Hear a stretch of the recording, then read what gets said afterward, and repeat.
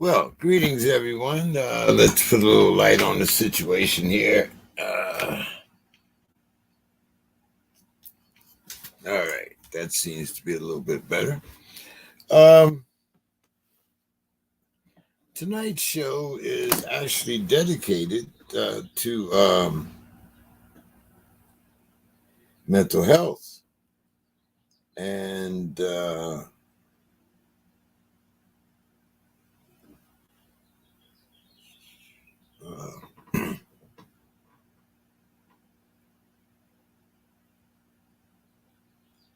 we are supposed to have a guest, Dr. Phyliss Leavitt,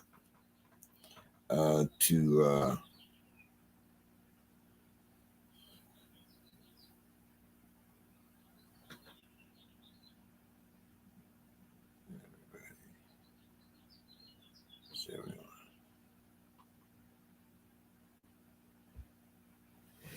okay, let's see. And one of the aspects that I wanted to cover tonight uh, was actually submitted by one of our contributors. And we will definitely talk about this a little later tonight. Um, but the particular question was let me find it here. Okay. The validity of mental health as it applies to mass shootings. Should it be admissible in court, and is it an acceptable approach to address hate? Does taking away of the white entitlement cause reason for justified explosive behavior? So those are some of the things that we were intending to talk about tonight as the program goes on. And um, we have seen just this week uh,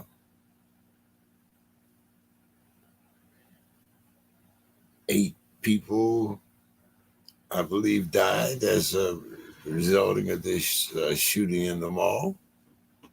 Uh, I believe there was 7 or 11 more injured. So uh, you have to start thinking in terms of the incident and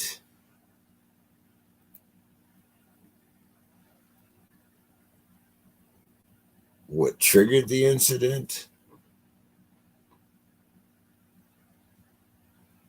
who's responsible for the incident, the response to the incident,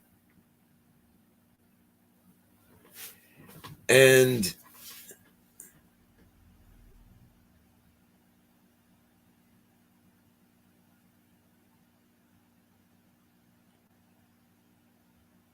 is there a way to prevent the next incident? um, see, perhaps I was misinformed and I have some emails here. Uh, let's see. Uh,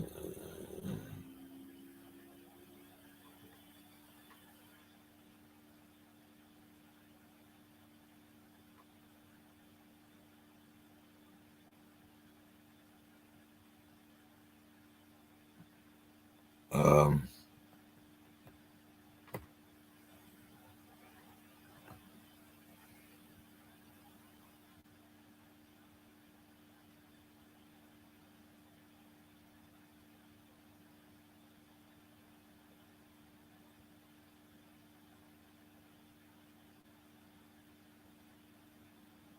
Okay. I'm not sure exactly what happened here, but I guess we'll see. Um,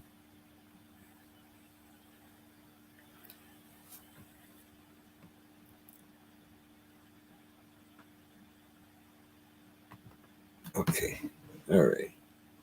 Um, I'm going to, let's see. Let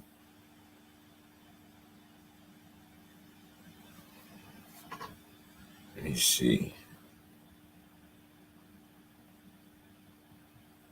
I might have to.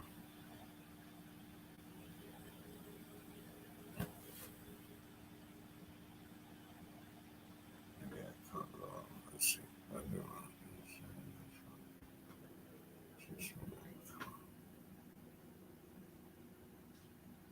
Hmm. Okay.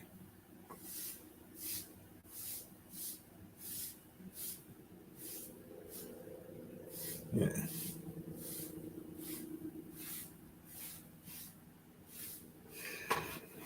Okay. Seems I'm having a little technical difficulties here getting my guests, and I'm trying to see where I have gone wrong.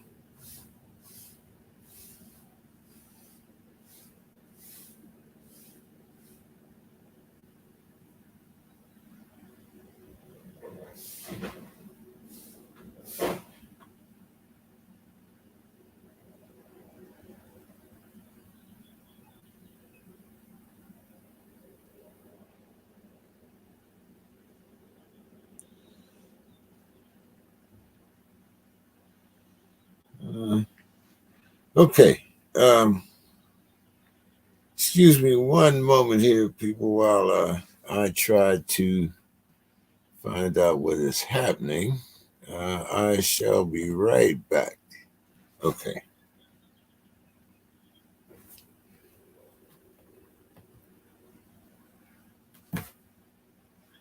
Call Dr. Casey.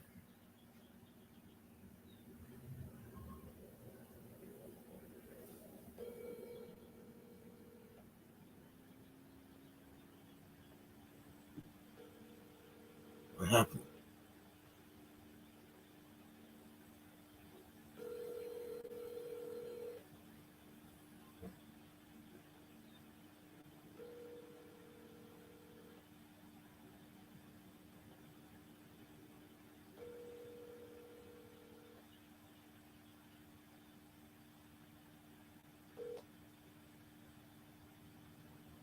Please leave your message.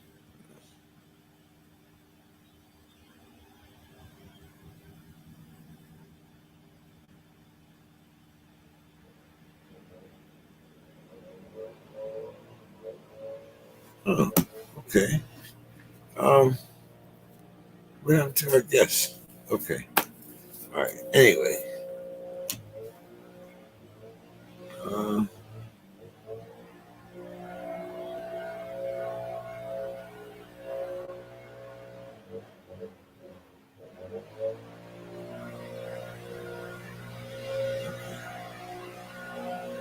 okay.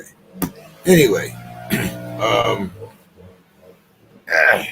okay. Let's get.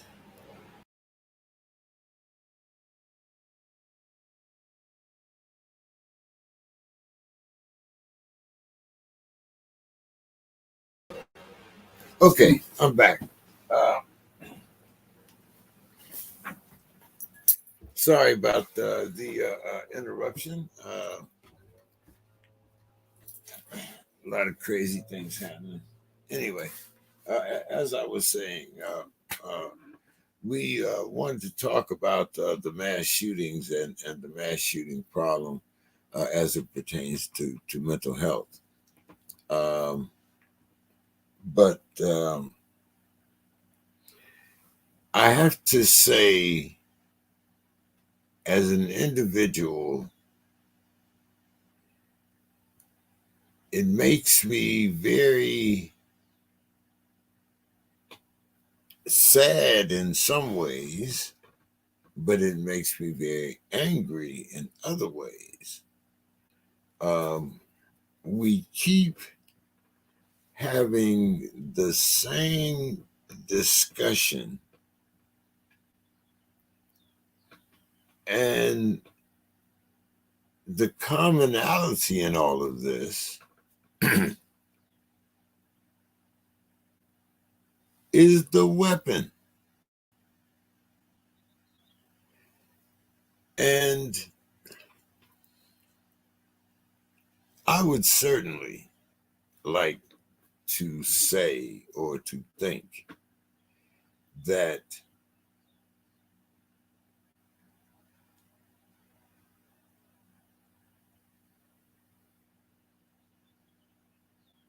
to say that we care more about our weapons than we do our children or the people in our community, I think shows the degree to which America and Americans have taken down this path of my Second Amendment rights. Now, some people have said that perhaps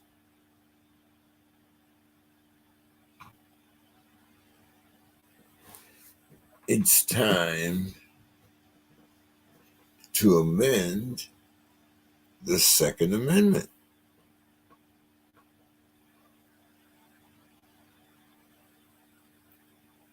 Could you imagine the uproar that this would create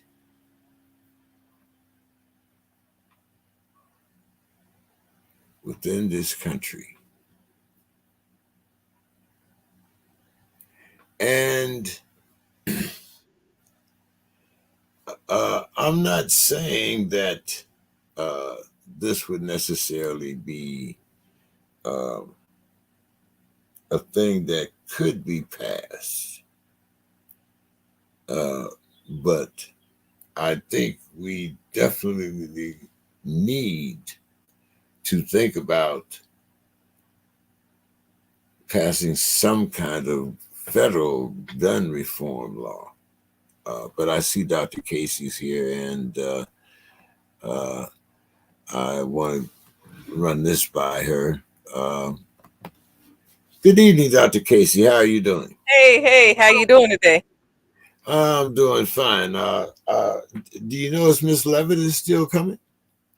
Did you send her the information? I did send her the information, and I thought that we had her set up for today. But yes, I did send her the information and the link and all that. So, and I think we had talked about this last week or something. But anyway, I'm glad to see you. So that's good. That's good. Uh, so I want to kind of get your take. Well, first of all, you had some discussions about mental health with Dr. Levitt, Mm-hmm. and I sent you some of the concerns that Brother Williams had sent me. Did you happen to read that or get a chance to read that today? I am in school, so I had not had the chance to read it, unfortunately. Okay. Uh, so anyway, talk to us a little bit about this mental health mentality of America that you were discussing with Dr. Levitt. Well, so I had her on my show a few weeks ago. Yeah, it's been a few weeks. And during that time, we were talking about mental health and, some of the issues that we discuss openly here when it comes to America, the culture, the society, how uh, really all sides of each party and every race kind of deals with PTSD and other various mental health conundrums. And so we just had a very candid conversation, really, about just that, what it's like to view mental health in America and kind of exposing all of the different scenarios in which that exists because it's not really a narrow conversation. It's not like only some people deal with issues. Everybody has some host of mental health dilemma.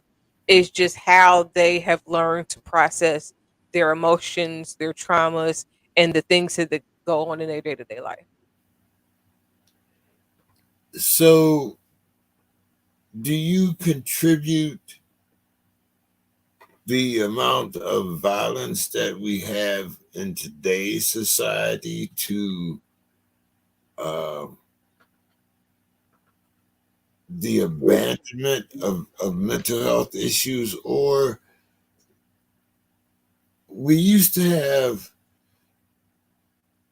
hospitals and institutions Those that still exist. I know because there was a time since last year that I did some Ubering, and one of my Uber rides was from a mental health facility that I did not know existed here in Georgia, actually in East Point. And when I got there, was a security guard at the gate before you could even get into where the hospital was. So it was a little alarming and very surprising because, like you just said, I didn't think that too many of those mental health hospitals existed, but definitely there are a lot of behavioral health centers that, of course, they rebranded based on what we know mental hospitals to be from past. But do you think the fact that we have closed a lot of these facilities, stopped a lot of these programs under Bush and other administrations, Obama's too, to a certain extent, do you think that the lack of these facilities has led to a lot of the violence that we see in our country? No, the facilities themselves, when they were heavily in existence, they didn't always house people that had mental health issues. The ones that did, they were more like a prison system. So I think in extreme cases, you can definitely be sent to the mental health floor of a hospital or a facility like that. But most of those types of places are more of confinement than learning, understanding, coping, and adjusting. Currently, in today's society, a lot of what we see with violence has been triggered by the isolation of the pandemic, the panic that was involved that kind of put people into a survival mode. So everybody is in flight or fight right at this moment. Not everybody. I'll say about 90% of people, those that don't know how to mentally adjust to the circumstances that we have dealt with, which are a lot of people. Not a lot of people know how to deal with isolation. Not a lot of people know how to deal with fearing for your life. And the overall narrative of pandemic and COVID was a fear for your life. Like you had to be um, very defensive when coming in contact with people. So now that people are trying to interact, what we viewed as normally, people don't know how to handle those situations because that fear, that programming is still in the back of their mind that, it's just like if I cough right now, even though you're not in the house with me, you bound to look at me like you got COVID. You know what I'm saying? Just on the strength of that's the mental perception that was kind of engraved into our minds about um, the virus that was going around. So some of what we're seeing now, not all of it, but on top of what people had going on already. So let's say you come up in an environment where either you was bullied or and picked on, or maybe your parents don't check up on you like that, or maybe you've seen other people get bullied and picked on, and then you get into a situation where you have to begin to operate in survival mode. Then that will kind of exasperate any other things that were already going on. So if you already had a little edge, then now this might tip you over the edge, if that makes sense. It might I, not, because you from a different generation, so y'all went through a lot more shit than than, than what the people of today is used to. But that's also when I talk about the importance, or when I see the importance and the relevance of the draft and the military experience, because it taught you toughness, it taught you isolation, it taught you how to endure different things that people don't have the mentality, the perspective, or the experience to understand or know. but see, there, okay. You mentioned something earlier that even though I accept it, it's kind of like political correctness, but I don't necessarily agree with it. But I, I, I want to kind of discuss Okay.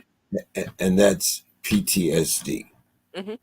because I find that since 2000, PTSD is accepted. Like you kind of said earlier, everybody has PTSD.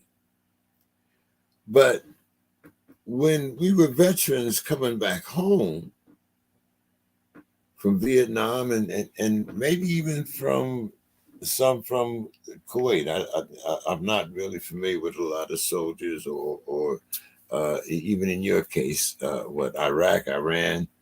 Uh, Hmm. Afghanistan. but the thing that when you came back home and you said you had problems, Hmm.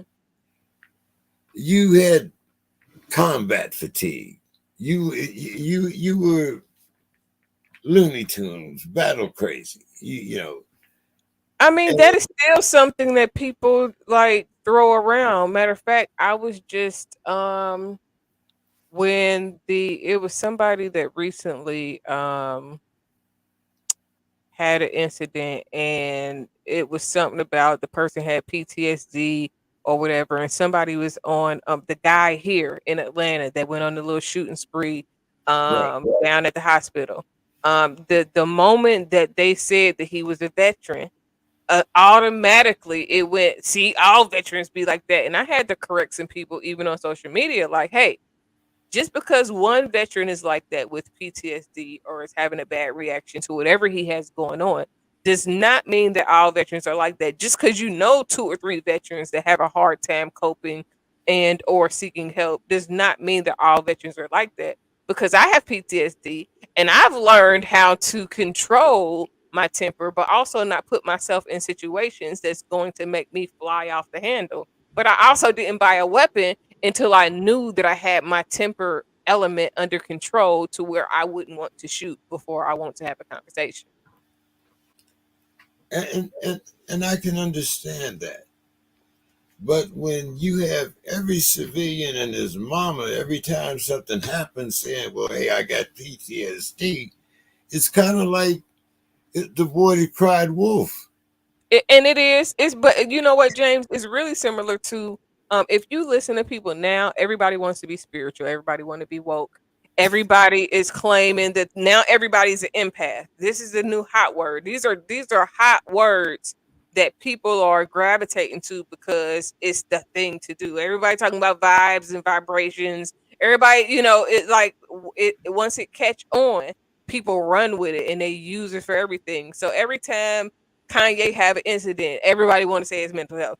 Every time anybody have a spaz out, the first thing, especially people that are doing these mass shootings, those are the ones that really get the label of it's a mental health issue. And a lot of it is. I'm not discrediting the actual mental health issues, but there are a lot of people that use mental health as a cop out so that they don't have to face the responsibilities and the consequences of their own actions. They don't want to be held accountable, so mental health is easier to say.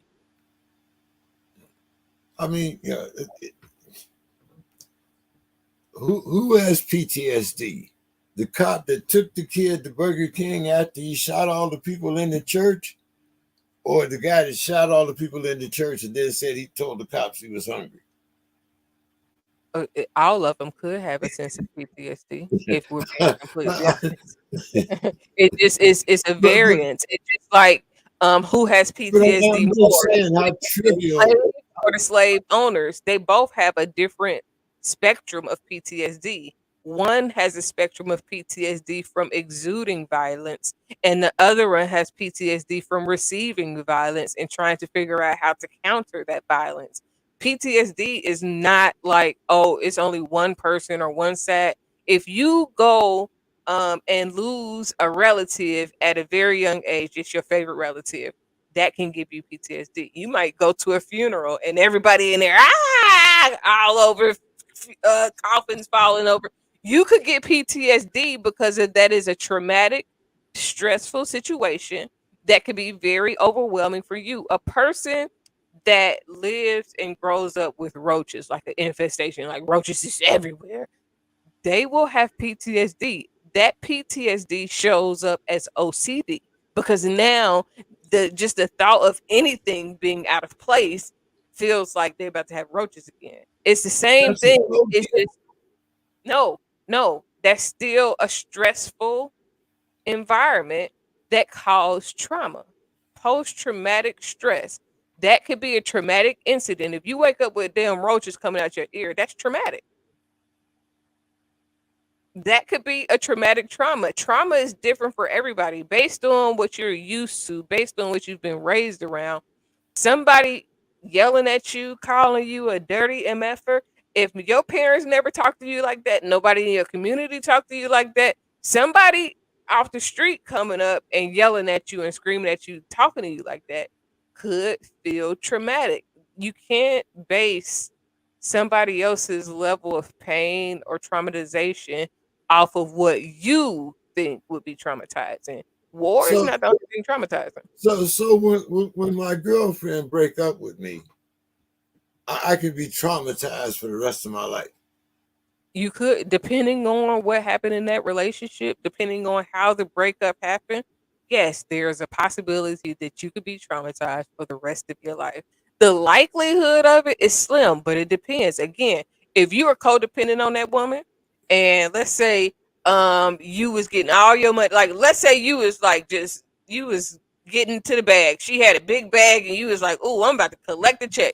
Let's say that she was just sugar mama. She was taking care of you, she was doing everything. And then tomorrow she decides, James, fuck you. I'm cutting you off. I don't want nothing else to do with you. Cold turkey. Don't take all their stuff back.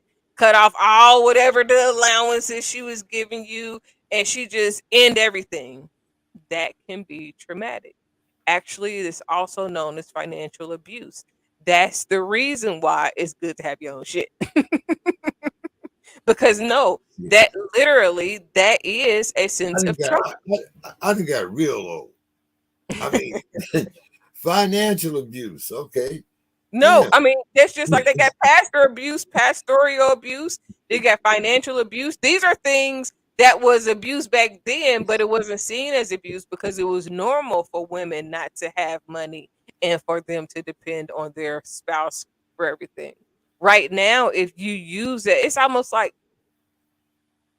all right, this is one of my favorite examples because this is gonna always be a good example. It's like R. Kelly. R. Kelly ain't did nothing that every man ain't did. Like I don't want to say every man. I'm not gonna put all Yeah, y'all in the yeah, box and say yeah, all of yeah, y'all was yeah. picking up the young ones, I, but I got sisters. There is a place where I draw the line.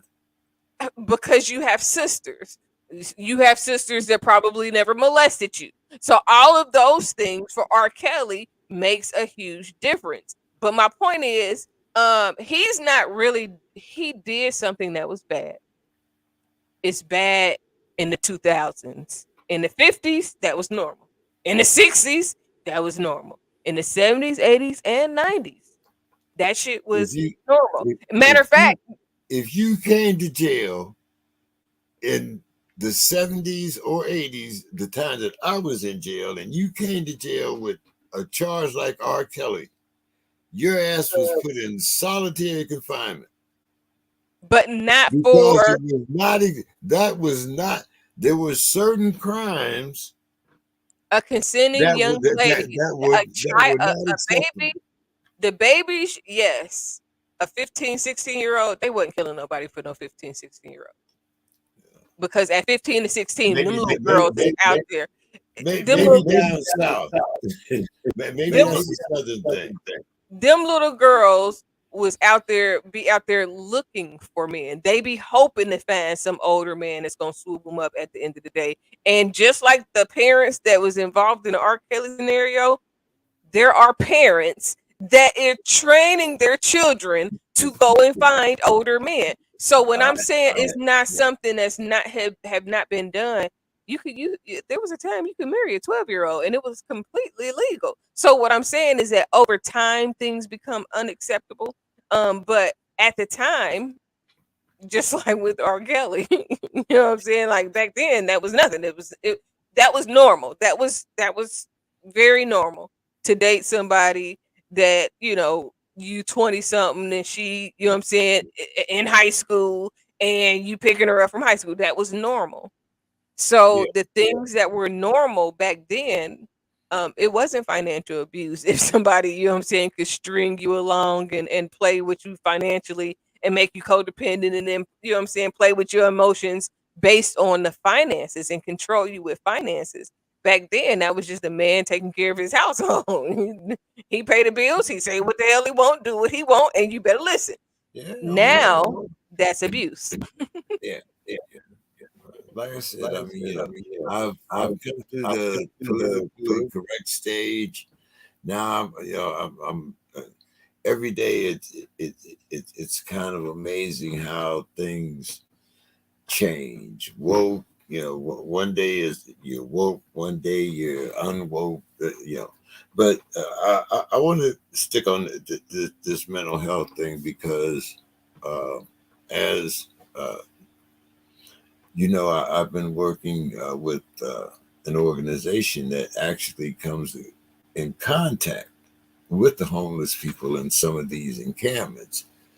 And basically, uh, what we do is clean up the areas either after the homeless have left or uh, maybe, the neighbors have complained or different things like that. And I find that you run into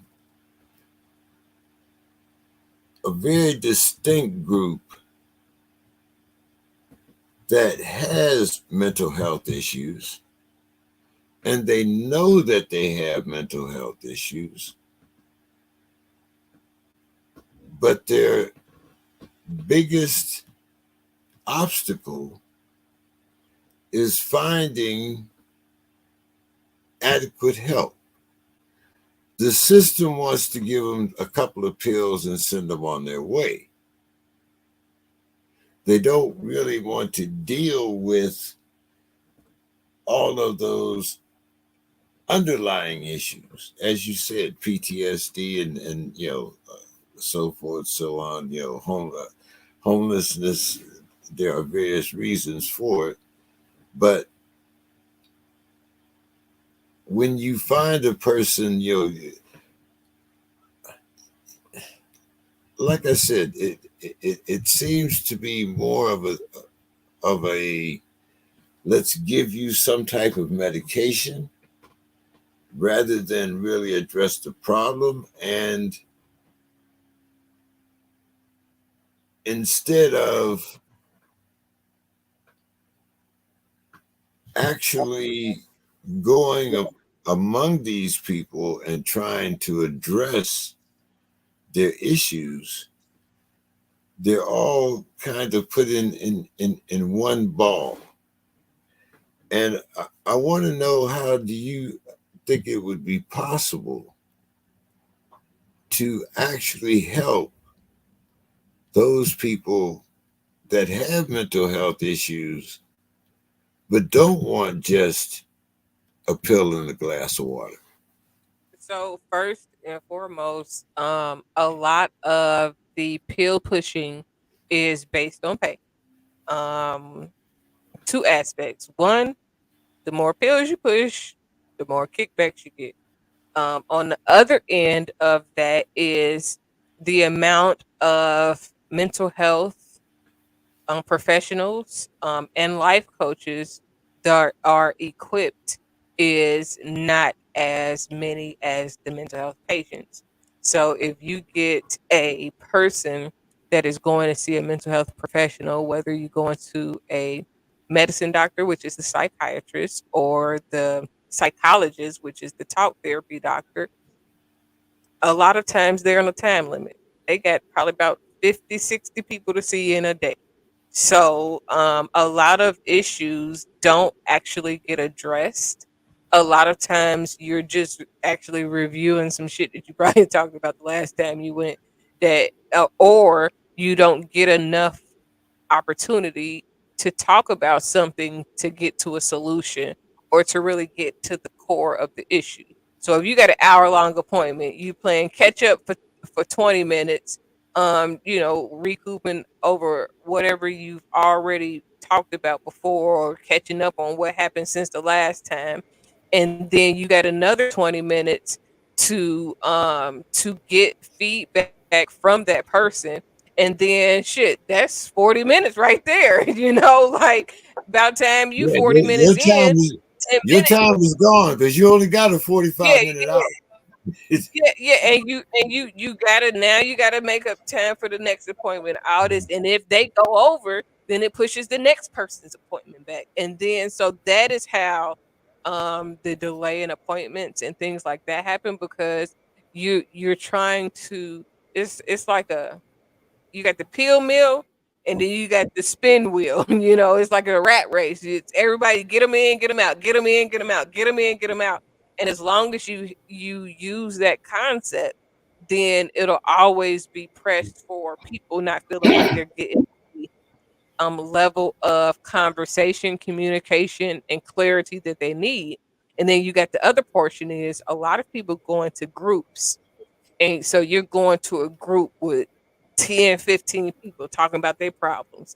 Y'all don't get a chance to get to solutions because everybody in there is talking about problems. So 9 times out of 10, when you leave the group, in most groups, all the groups that I done been to, you lead a group and you feel even more pressure, more stress, and more angst because now you've listened to 20 people problems on top of your problem. So now instead of actually feeling like you've got a relief from your issues, you just packed on everybody else's issues and you thinking about what they got going on. And now you're thinking like, oh, well, mine might not be that bad because they got this going on. So now instead of trying to figure out your problems, you are so busy kind of dispelling the differences, comparing and contrasting. Well, whose problems are worse? So when do you address your problems if you're looking at a host of everybody's problems versus having one individual counseling therapy or life coaching?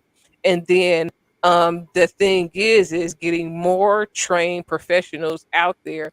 They do a lot of peer specialists, peer support specialists, but in general, I think that the government needs to fund paying for life coaches, therapists, and psychiatrists, because those are fields that people, one, if they get understanding of themselves, it will help tremendously dealing with other people.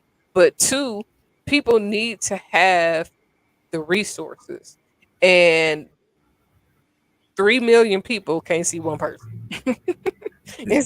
It's 7 million, 8 million people in Atlanta by itself. So if you got 8 million people, let's say you got 8,000 doctors in Atlanta that do mental health. 8 million people, 8,000 doctors, that still is not enough for everybody that needs to be seen sufficiently. Good evening, Mr. Scott. How are you doing this evening? Doing very well. Listening to a very stimulating conversation. Uh, but my take on what some of the, if I could right now, I don't know if I can jump in. I mean, I'm very Yeah. humble. I'm very humble. I don't just come in and just. Well, you didn't But if just I could just comment, you didn't just come in and step 2 feet in the cow pie, and now you talk about you don't want to I talk. don't know. I don't know. So come on in, Mr. Scott. Just well, make I've sure already tried this before. I sent just, an just email that I make was going to sure be you in Atlanta. I I sent an email. I was going to be in Atlanta. I thought I would get some type of feeler from Dr. Casey about maybe going to where were some of the wonderful places I had the grits and catfish and shrimp and grits, and I thought maybe Dr. Casey, but I never heard anything. So, but in regards to what I've heard about going to the therapist, and it's almost like going to a car dealer. It's almost like when my grandmother used to take me to get the Easter clothes. Okay, the people would say he looks good in that. I'm like, Grandma, this stuff is too big. I can't wear this. And the salesman would say he'll grow into it, and that's all they had to say to my grandmother because she'd buy the stuff for me then. He'll grow into it. I said, yeah, but these colors, I don't like this. I go to school, the kid's not gonna like this. When you go to the therapist, and what I used to tell my clients in child protection, I would tell them, you can't necessarily go in and expect them to read your mind and heal you. You have to go in there with an idea. What do you need? What is it that you think? Where is your problem? Like you go to the doctor. They have all the tests, they can do that. But when you go in and say, look, I've got this problem, this pain in my hip, my pain, then they can focus on the things that you have the problem with, that you're stating you have the problem with. If you go in there expecting, well, they're going to diagnose you, they'll come up with all kinds of things. You're ADHD, you can't do this, you can't, and you come out there thinking, oh, wow, scratching your head, boy, I'm a dummy. But if you can go in there, to me, that's why I would tell my clients, what is your problem? How do you see your problems? What is it that you're trying to correct? Um, and I think that's a big thing that we don't really understand how some of these things really work. We kind of go in and think somebody's going to fix your problem, but I mean, I think we have to be proactive for ourselves, and just based on what I was hearing in the diagnosis of the great Dr. Casey, what she was saying. I mean, that's what I heard. So so I don't diagnose. so Mr. Scott, what do you think about uh, this PTSD? When I asked Dr. Casey, or I kind of stated that I think that it has become a catchphrase, uh, because now everybody has PTSD. Whereas back in my generation, which, if you admitted that you had PTSD, there was automatically a stigma attached to you. And as Dr. Casey had mentioned earlier, if you mention that someone has done something, and it's known that they're a veteran, the first thing that you contributed to is, well, they had PTSD. What do you, has this become a catch-all for the this generation, Mr. Scott? What do you think? Well, James, I really rarely agree with you, but I think you've hit on something there because I think we have fallen into a kind of flavor of the day type of things. I mean, James, think about it, when we were kids and turning on TV, you have neuritis, neuralgia. You need to get Anacin. Do they even make Anacin anymore? I mean, I don't even know if they have something. You had a cut on your hand, you get mercurochrome. Put the red stuff on your hand, look like blood, mercurochrome. And I think that they really, and Dr. Casey, I would really like to have her weigh in on this, because I think we get into a flavor of the day type of diagnosis that they become popular, they become thrown into the lexicon of the dialogue, and then all of a sudden you have that. You have ADHD. You have these things that don't really have a specific way of diagnosing. They don't really have what is the one that I'm thinking of? 80, well, not ADHD, but which is one, but there's another one.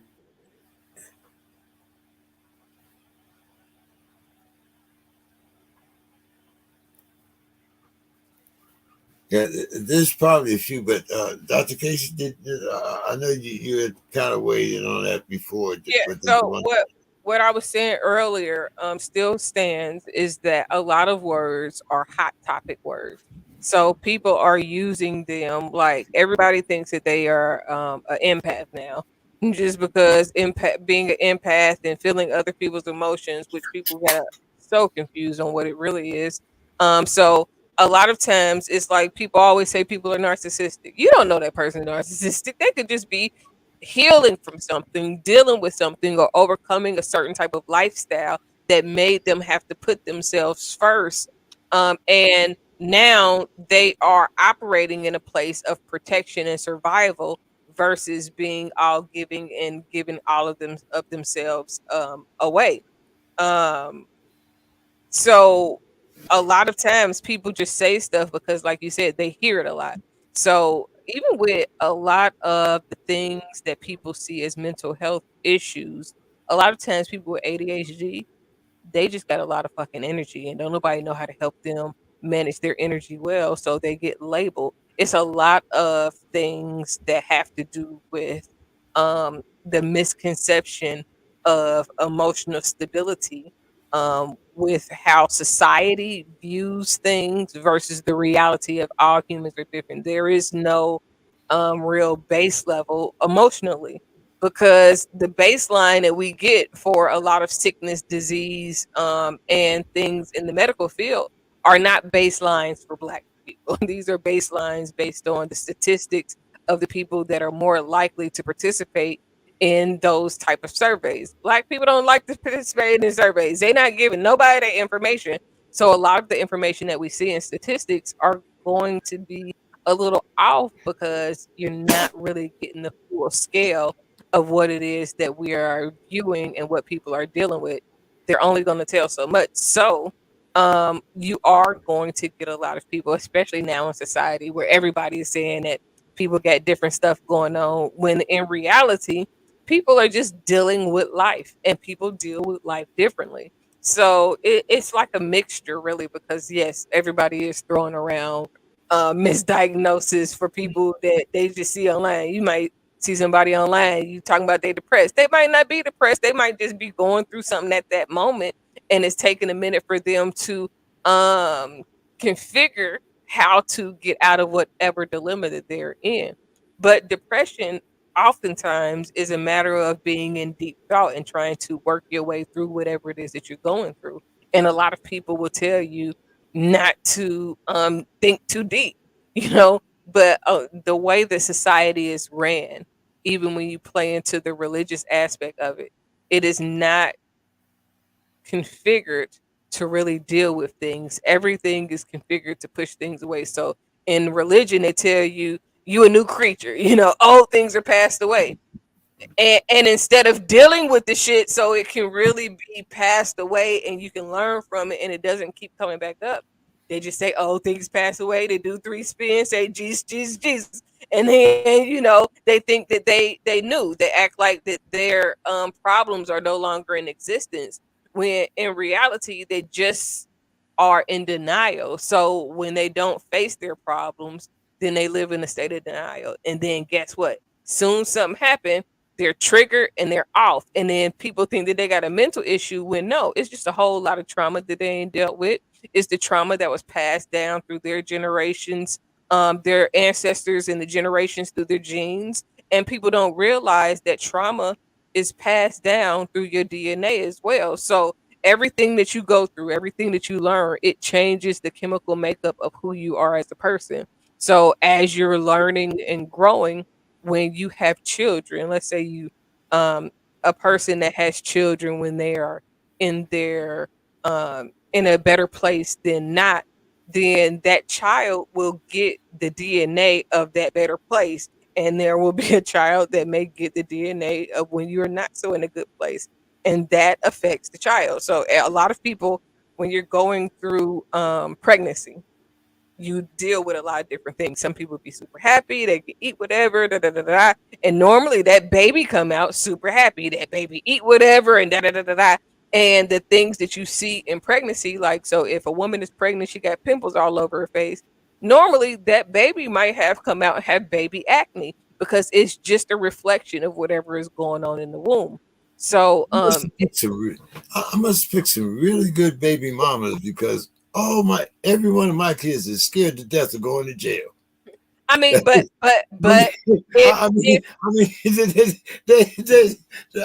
they would rather unlike me, they would rather shovel cow manure and get a job. But some of that is learning from you. So if you were going through the prison system or the jail system when you were when you were impregnating women, then that DNA of what you was going through is in your sperm and going into that woman and producing that child. If you were when you was reckless, if you was making babies when you was reckless, then the reckless sperm is gonna be like your sperm is your child's brain and spinal cord. Like when people understand that that sperm is the same brain that grows into a person, then it will make a lot more sense on how well you take care of yourself, especially when you're trying to have children. I was extremely reckless, but like I said, it was perhaps it was the DNA. It had to be the DNA of the mothers. But good evening, Miss Sims. How are you doing? I see you over there. Just shaking your head and nodding and agreeing with Dr. Casey. Come on, we can't hear you. You got to turn up the mic. We can't hear you. Turn up the mic.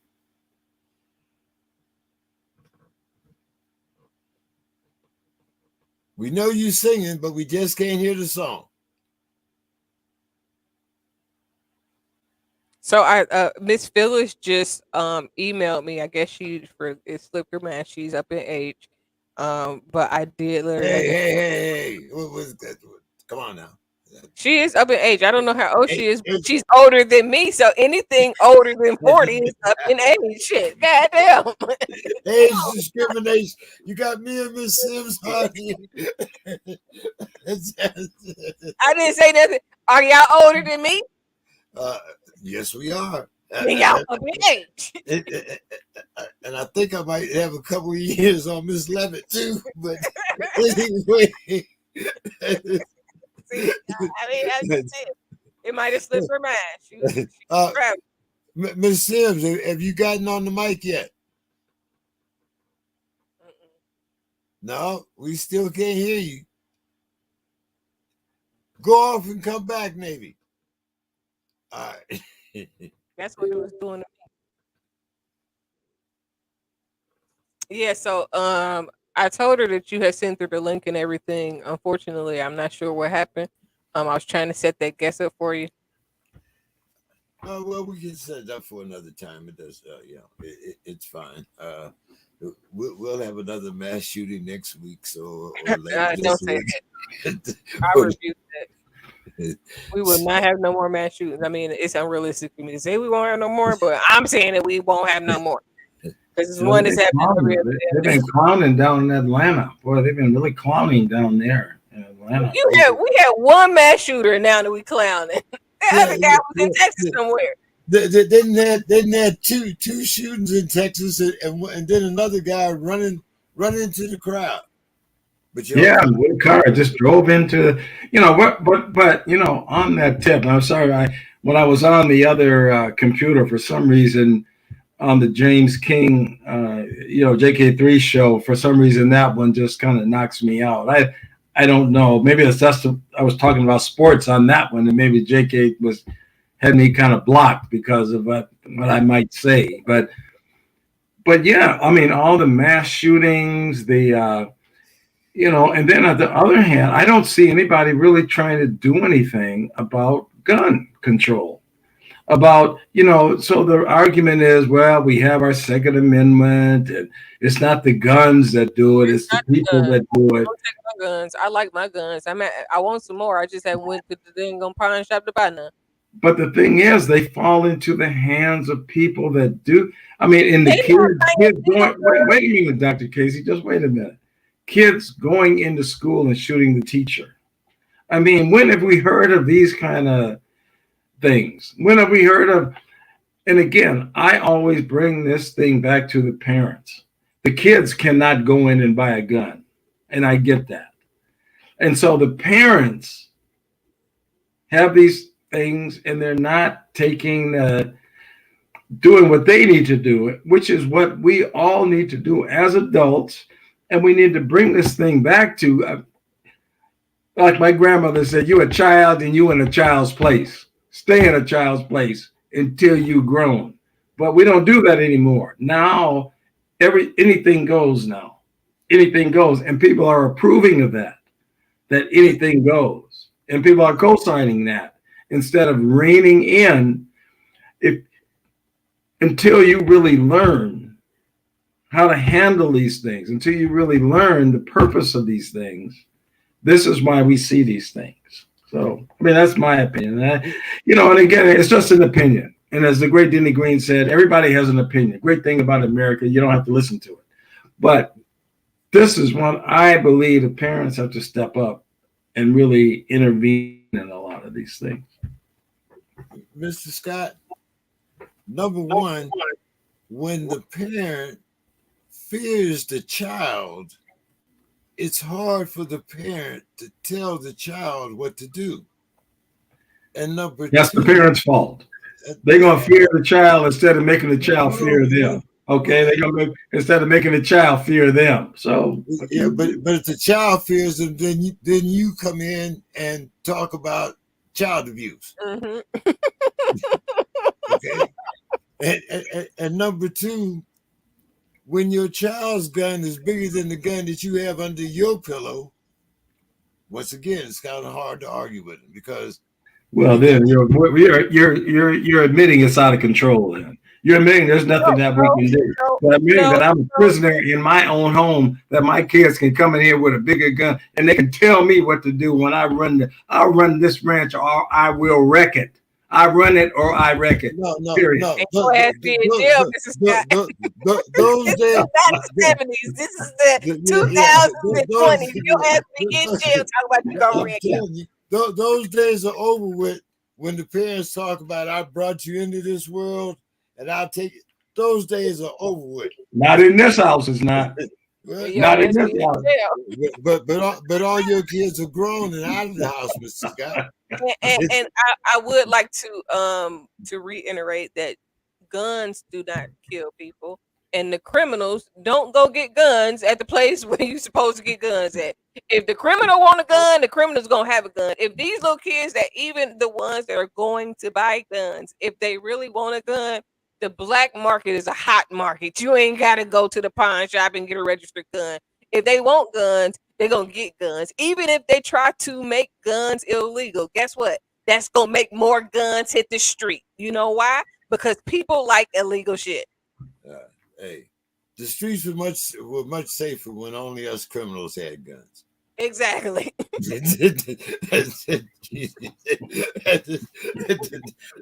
now, now everybody got a I gun. like my gun. I'm gonna keep my gun. Matter of fact, I just went and got my gun license renewed. I keep a gun on me. Yeah.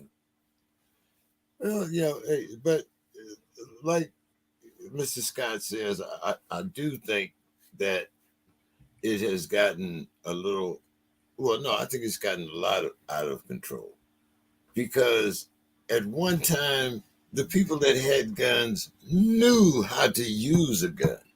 They knew how to use the. I mean, I remember when Detroit was the murder capital of the world, of the United States. They had 33,000 murders in 1 year. Now you have that in half a year. And not only that, but the population and your neighborhood is nowhere as big as it was back in the day. Nowadays, there's a freeway running through one half of your neighborhood, and the other half is still burnt down or empty lots because it's never been rebuilt. So, That kind of depends on where you live. well, I can point to Detroit. I can point to Houston, Texas. I can point to Baton Rouge, Louisiana. I can Okay, so point right here. I can point right here in San Diego. I can point in LA. I'm sure Mr. Scott has neighborhoods that have never recovered even before George Floyd. two of those places that you just said are you talking about places that flood and have natural disasters on a regular basis. However, with the other ones, I don't experience that here in Atlanta. We don't have that problem. Neighborhoods are real neighborhoods. And there is some gentrification going on where people are coming in and buying up properties that's going to be profitable after they buy them out. I But mean, after we've had the LA Rams and who is it, the Rams and the Chargers, they built a nice stadium, took it up through the gentrification, as you said. Now the Clippers want to build a stadium in the same complex as these other two, and they're talking about taking away parts of Crenshaw and that. I mean, I'm not saying that these are the best of neighborhoods, but once again, they have found a way to buy up our property, our neighborhoods, and then all of a sudden make a profit. I mean, I got a question for you. go ahead. So, just curious, what would be acceptable? Because what I see in general is that no matter what is done, there is always a complaint. So don't fix the neighborhood up, it's a complaint. Fix the neighborhood up, it's a complaint. I'm trying to understand what would be acceptable um, for the black community to happen because at the rate that we're going, somebody's always gonna have a problem with whatever is done in order to Well, improve or because get that's because they've raised the prices on everything. I mean, there used to be that's where not my you question. had My jobs. question, There were Miss, jobs. You could get jobs. Those things don't exist anymore. There's you not missed the work you question. can do. You missed the No, question. I Repeat understand. the I question. understand what you're asking, Dr. Casey, because there's always a group that's going to feel on the outside. And I understand that, but I going along with what Mr. Nobody's Scott answering my said. question. My question is, what can be done that would be acceptable? Okay. All right. What Well, what what what would be And acceptable? like I said, work, education, things for people to do instead of having to kill each other to make livings, having to go in and have gang infested things to make a living. That's what should happen. Somehow, Okay, that's you're bring saying some work. bring What some of that money back to the neighborhood you instead of it all going out. y'all keep saying you saying work, you saying bring money. I'm asking what is the plan? Your plan right now today. If somebody was listening to this show right now that said, you know what, whatever plan they say next, that's what we're gonna do because this will make the people happy. What would that plan be? I would like to hear from both of y'all. Well, you're not going to make people happy. I mean, that's just not going to happen because there's always going to be someone that has more and someone that has less. And the reasons for that are out of any one of our control. I mean, some people are willing to really save their money. They're really willing to do things that can move them ahead. Other people want to get it now. They said, You no, I'm not willing question, to Mr. wait. Scott. I'm not willing to, I'm not willing to save. I'm not willing to do that. You're not willing to answer the question right now, Mr. Scott, because Well, that still is so just a question. so the first thing that I would do is I would have to get city council together as well as If they were sitting right here in front of you, what would you right. do? Okay, What you got them together, and then what's next? okay. The first thing that we have to do is that we have to appropriate exactly where the money goes and how it is spent. We have to be accountable for the So how would money. you spend it? Okay, number one. If it was your budget, if you were creating a budget right now to say these are the things that I want to be done, and this is how I want it to be done, what would it be? Because y'all Okay. complain a lot on here, but now I'm asking for solutions, and y'all And I'm trying to tell you, I told you I would first thing that I would do is I would get city council as well as the neighborhood force together, and we would decide where the money is going to go, where it's going to be appropriated. Now wait a minute. Now are you gonna let me answer the question? You're gonna keep interrupting. You not Okay. really you Okay, saying the same thing. No, If you had the budget, if the city council was right here and they say, here is the budget, this is what's going on, what you gonna do next? No, it's not city council's budget, it's my budget. What am I going to do? That's what you're asking me. What am I going to do? The first thing I'm going to do is I'm going to appropriate money for education. That's the first thing that I'm going to do. The second thing that I'm going to do is that I'm going to take another set of money and put it together to bring jobs to my community, as well as make sure that we have a substantial amount of employment within that development that we have created. Number three, I want to set up a public safety force, not a police force, but a public safety force. That's number three. Number four, we will always make sure that whatever businesses and whatever structure that we set up is for the community. So now where do you want me to go from there? That's my plan. So what type of education, what type of job, what is the functionality of whatever your safety force is? Because okay. What you want me to start with the jobs first? You want to start okay. Education. The first thing that I would do is I would education in jobs like you talked about earlier. Not necessarily the medical field, but coaches, psychologists, doctors, things like that. People that we need to handle today's problems. That would be part of it. I would reestablish trade schools because those are things that we're going to need. We're going to need plumbers. We're going to need electricians. We're going to need carpenters. Okay. The second thing that I would do, I would make college education free if you wanted it.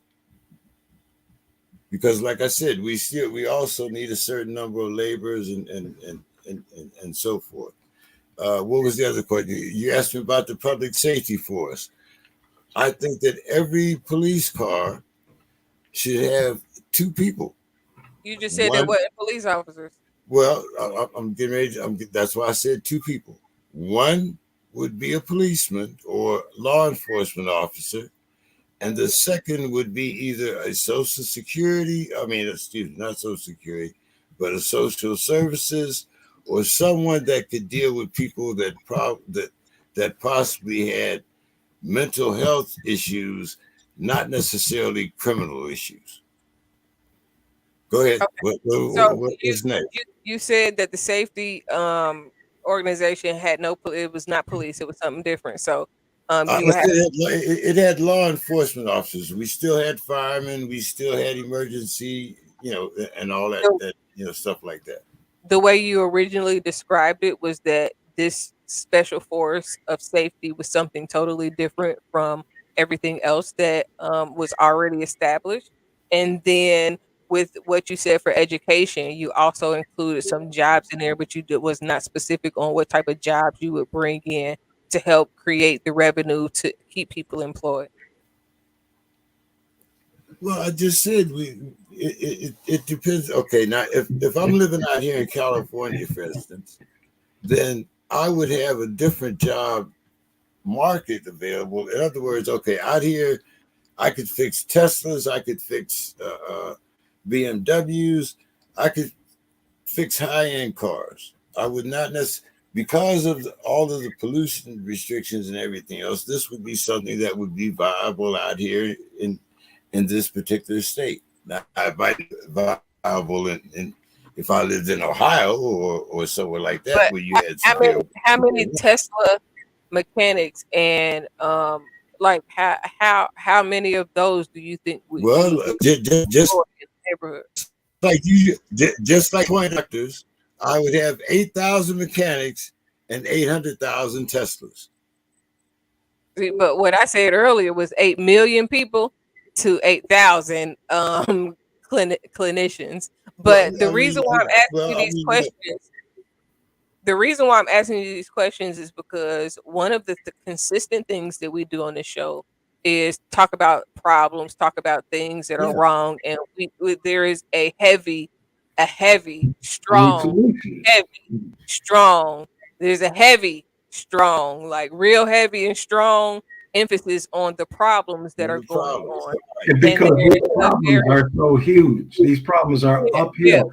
I'll give you just one quick thing. Now In when I Gary, a Indiana, they minute used to have ago, 6 high schools in Gary, Indiana. Now they have 1. Okay? Now they have 1. now when I I cut you off a second ago, you get dang on Casey. Let me talk, Dr. Casey. Let me talk. Now when I'm trying to talk and I'm trying to explain, then you cut me off, and then like we going around the same thing.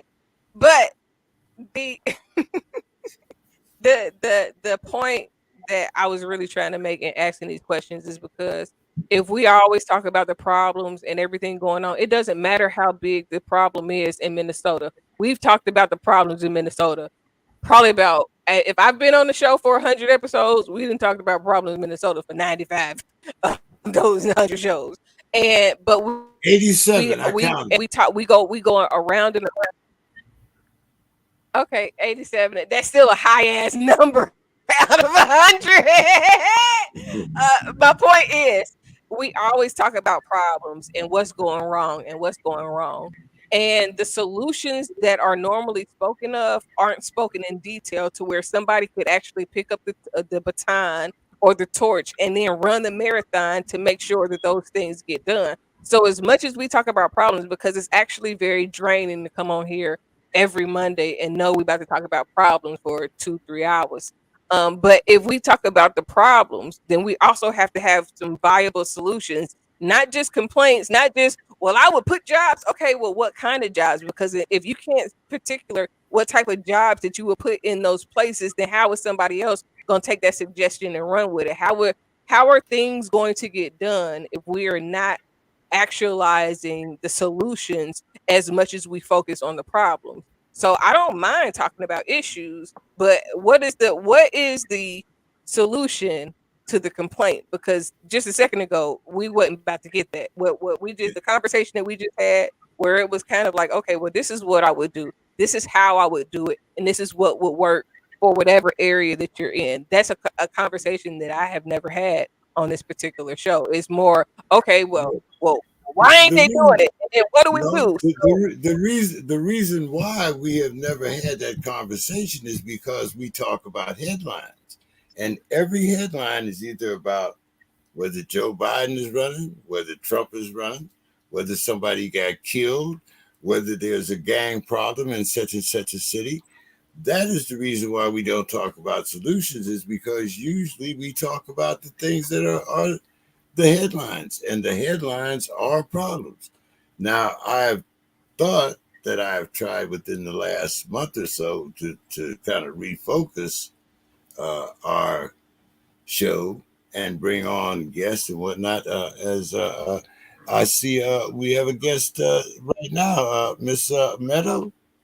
Is yeah, I'm sure. Are you part of San Diego Black Panther Party? Yes, my name is Leal Malave. I'm the Minister of Logistics for the San Diego Black Panther Party. Oh, okay. And I see Brother Williams is here. Uh, Hey, I'll follow Brother y'all. Williams, how are you doing this evening? All right. Uh, yes, I did. I apologize for butchering the sister's name like that, but I'm sure she'll excuse me since I did not know. But uh,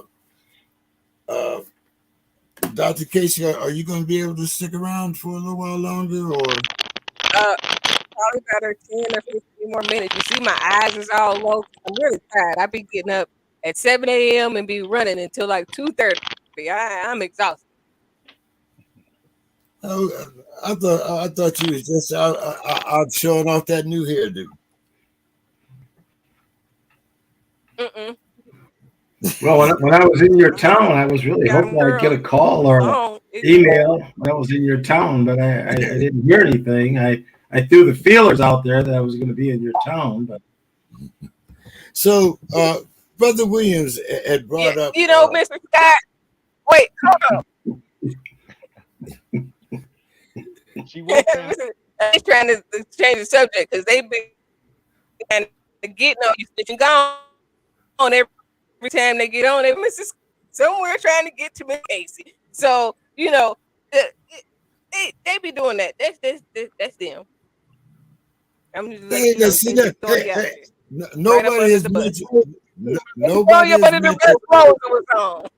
Nobody has mentioned Mr. Scott and his thirstiness today, except for Mr. Scott.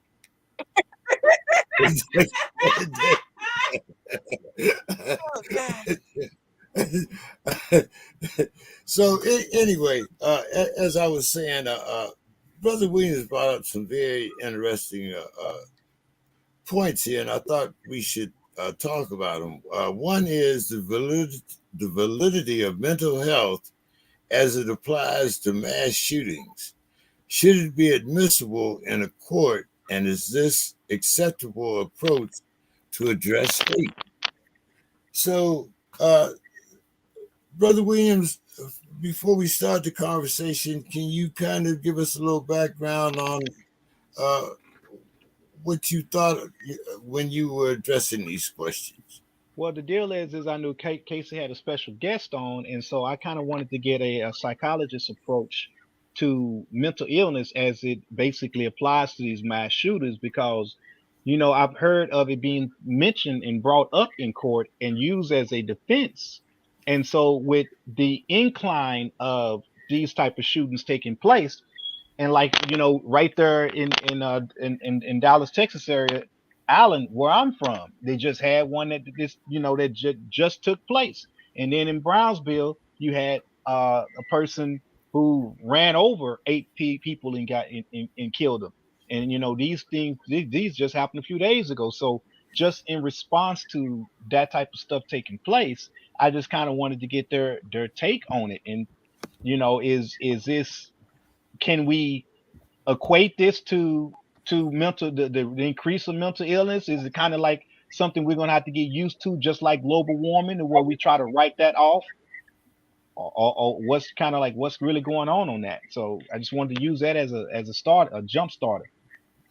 What do you think, Dr. Casey? Unfortunately, our guest did not show up. However, I think that it's a big play on mental health, but also mental health is the big play of the defense. So anytime that somebody do something that's a little bit outlandish, and if they can use mental health as a way to get out, they're definitely going to try to use the insanity plea, just because depending on the situation, it is quote unquote a easier win than trying to come up about doing something that's just completely insane technically.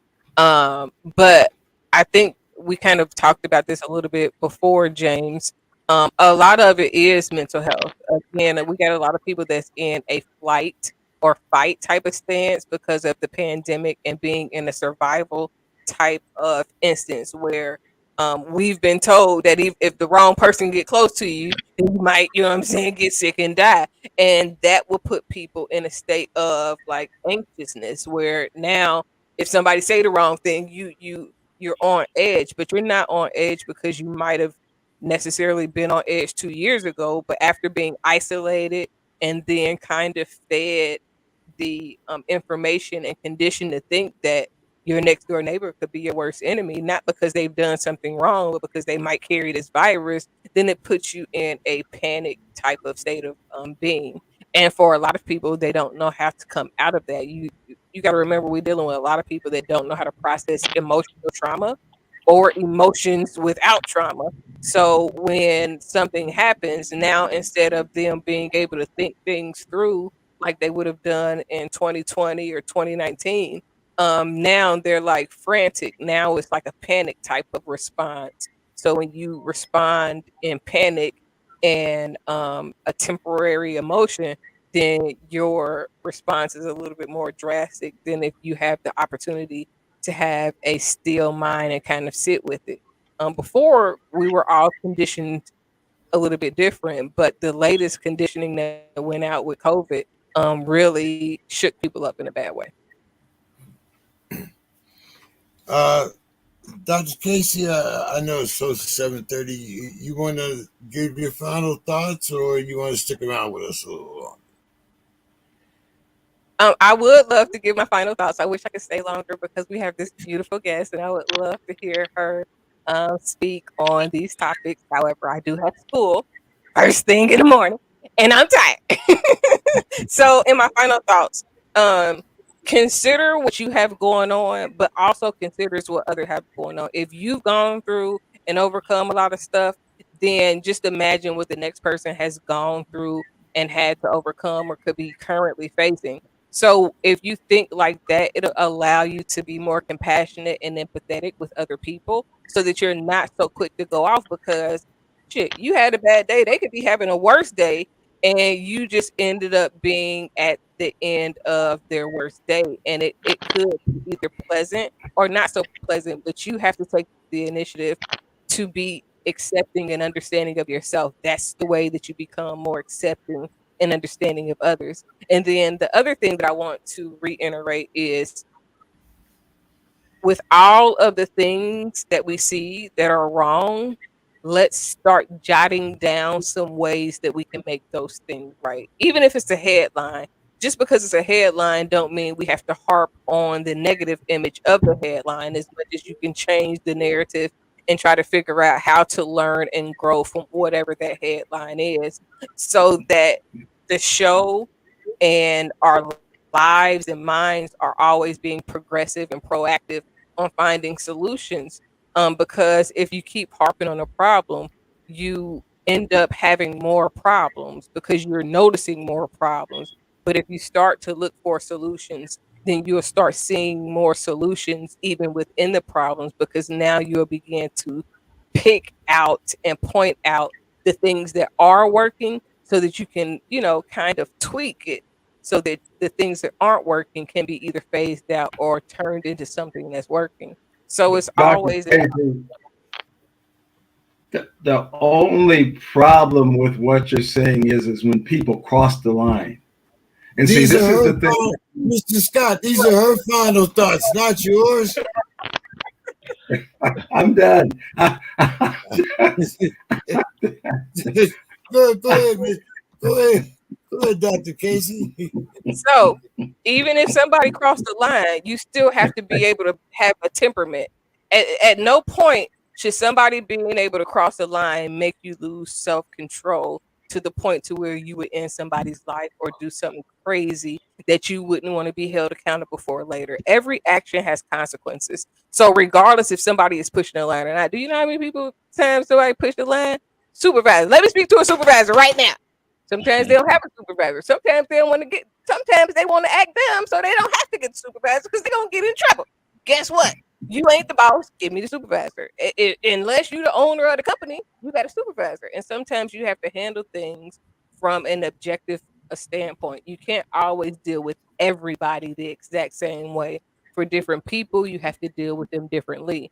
The rah rah that I might do with somebody on the street is not gonna work for somebody that's still working in the corporate office because they have a standard and they can hang up and disconnect the call and go about their business.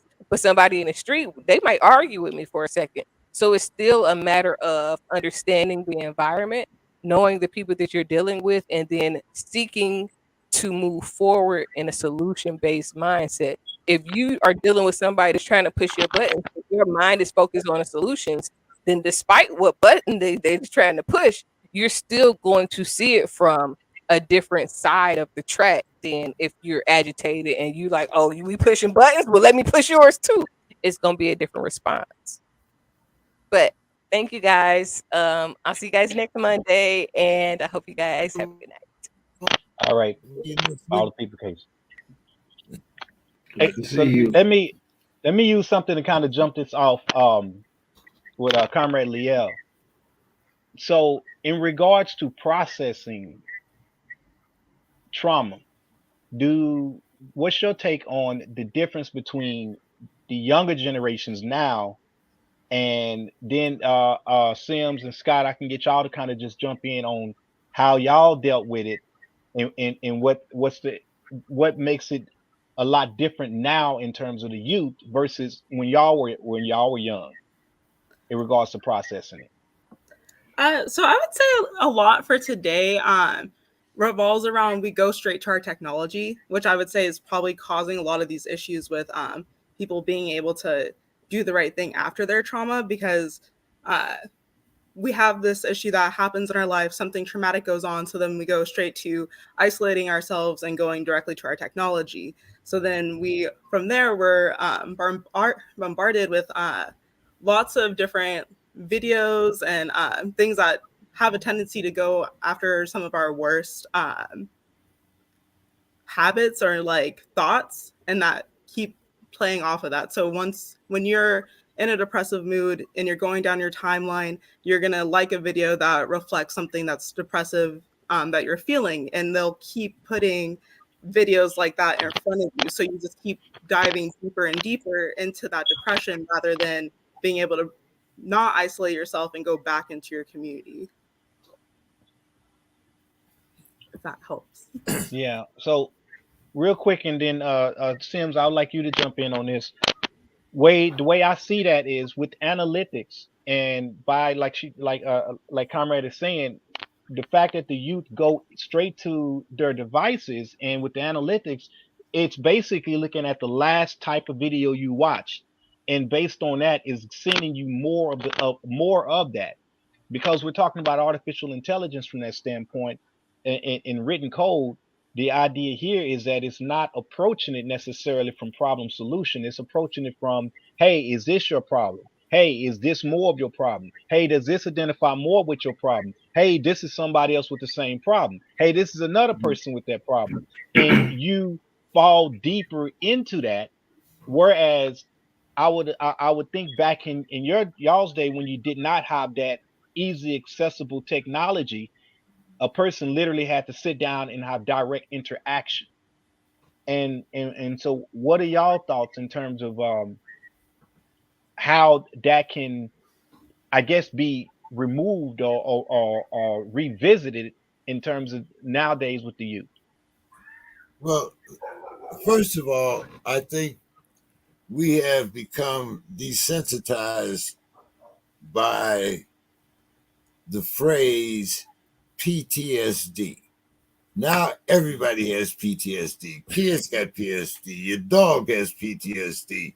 People take their cats and I mean, everybody has PTSD. Everybody has a problem. But I also think that in our time, we were held accountable and responsible. Whereas now, I can put it off and say, well, I just had a bad day. My PTSD kicked in. Didn't matter whether or not my PTSD kicked in, whether or not, my dog died, grandma died, whatever came about that day, I had to deal with it. And I think that's the difference, because now, well, either, like you say, I can turn off that device, I can switch to a different mode. But if I'm programmed that it's okay for me to have a problem and for me to take out that problem because of my illness, then I think it lessens the responsibility of that person for their own actions.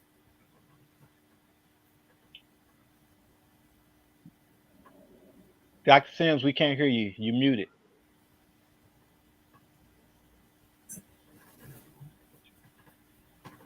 We've been having this problem with Miss Sims all night. Oh, okay. Scott, can you add to that? Well, I guess that I would add, you know, I just think our neighborhoods just used to be safer. I mean, I think the world we lived in used to be a safer world. And I say that I just did a video. I've been working on a documentary on my nonprofits.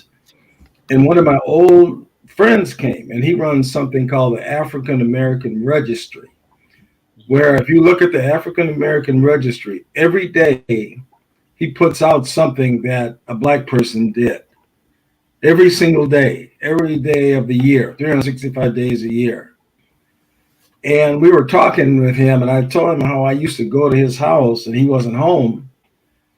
And his mother would say, just go on down in the basement and wait for him. And they had a TV down and they had a finished basement, and I could just go down there and wait. And then she would go out in the yard and work in the garden or something. And I'm in these people's house. Mhm. And we were talking about that, how I wouldn't let anybody, I wouldn't let my kids' friends come in my house now, and or my grandkids, and they're looking for my grandson and they're not here. You well just go down and wait for them. I wouldn't do I wouldn't do that. And I think that safety issue and the thing of having some feeling that we live in a safer environment, it just kind of heightens everything. It's a causal thing for mental health. It's a causal thing for people to be more, I don't know, frightened and wary about who they're with. We live in neighborhoods now where you don't know who's within the neighborhood. You don't know who people are.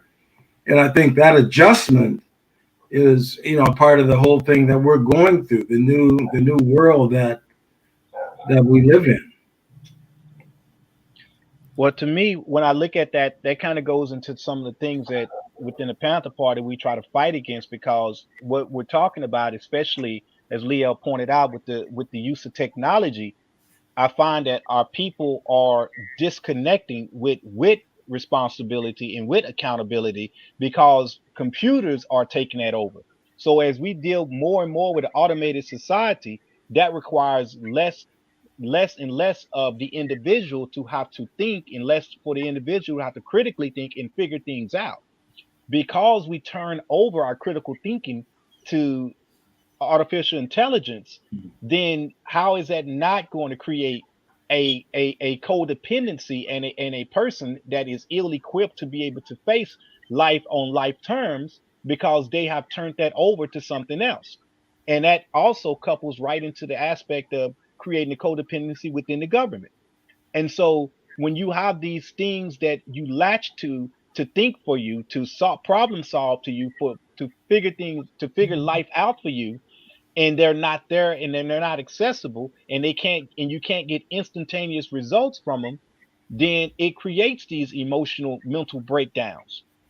And so when we move more and more towards that, then it kind of goes back to what James was talking about, in terms of the fact that the situation shifts to the person not having to be held accountable. It's kind of like the argument I had with Dr. Casey to a degree, one time when we talked about how when I grew up, my parents believed in corporal punishment. I would get a spanking by the principal, sometimes the teacher. On my way home, some of my neighbors heard about what happened, and then I can get a spanking. So by the time I get home, before I even have to deal with a spanking by my own mom or dad, I'm wore out. I don't want to go down that path again. But then Dr. Casey referenced the fact that that type of abuse is one of the things that create the problems. But yet, here when we talk about this current generation, they quick to be able to say, I sue you to your parent, or got you put in jail as a parent if you dare try to touch me to any degree.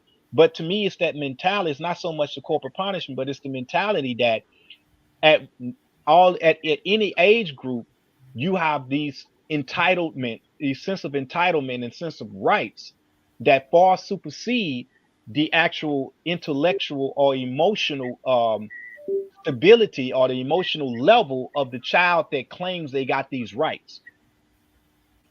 But Brother Williams, aren't we the ones that are responsible for our kids and our generation feeling this way? Because I remember so many times the first words that came out of my mouth was, I do not want my child to go through the same things that I did. I don't want them to have those same experiences. And this is the result of them not going through those experiences. These are lessons that we have taught them. So how can we, how can we be so quick to judge when the only thing that we are reaping is the benefits of the crop that we've sown? Scott, I think that's that's a tag team for you. Well, again, this personal responsibility, we've just let that go. I mean, we really have. We don't impress upon the young people that, as I say, Grandma said, look, you're a child and you're going to act like a child. You're going to stay in a child's place. But see, that's not the case anymore. You don't have almost no say. I mean, my granddaughter is 6. I said, well, what do you want for your birthday? I want an iPad. I want an Apple iPad. How in the world you even know about them? She hears it from the kids at school. She hears they talk about it, and some of them actually have it in the first grade. And so these kind of things, I think we've allowed it, and some of what James kind of was saying, what we've allowed, and then it's reinforced. Like, I mean, I was child protection supervisor 20 some years, and I would get people reports would come in because they spanked their child. And I'm thinking, boy, that's just what he needed.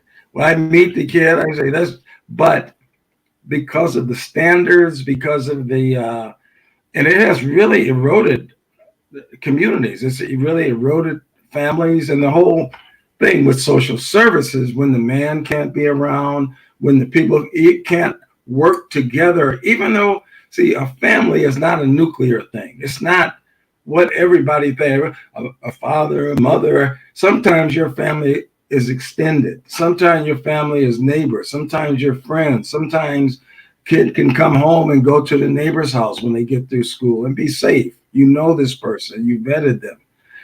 And so all of these things that we can do for ourselves, I think they've been taken away from us. I think that the licensing for, example, child protection, I want to put these kids with a relative. Well, he had drunk driving. He had he had thing in his record. We can't use him. I said, yeah, but he's employed. He has a house. He's willing to allow visits, us to come in and make sure the child's okay, get the kid to school. We can set a plan. But these things become, it continues to make things difficult for us. The system works so slowly. The system works so slowly. But Mr. Scott, though, I got it. Okay, first of all, it was your generation that invented the so-called nuclear family. Well, you're in my generation, James, so you can't put all that No, on. no, no, We're no, no, no, no, no, the same no, no, generation, no. so I'm not I'm gonna buy 20 that. years old. I am 20 years older than you. I'm 76, and I know that you're not over 60. You are So that 3 years older than me, okay? so, okay. So it was the generation after yours then that created the nuclear family. That's what you were judged by. The I didn't nuclear create nothing like that. I don't know nothing about that, but I'm listening. So it was your generation that had to enforce these laws of the nuclear family. You invented the nuclear family: mother, father, 2 kids, dog, house, the whole 9 yards. That was what was taught in the schools after 1968, I believe. So all of these things that you're talking about, how do we get back to that responsibility of self instead of the responsibility of not caring or putting the child's wants ahead of the needs of the family?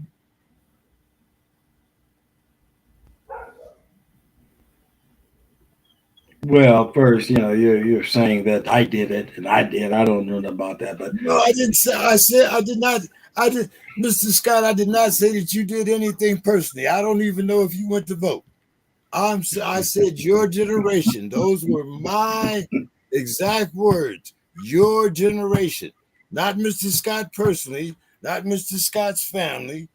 Your generation. That's what I said, and you corrected me on that. So I went back to that. I did not say anything about you as an individual.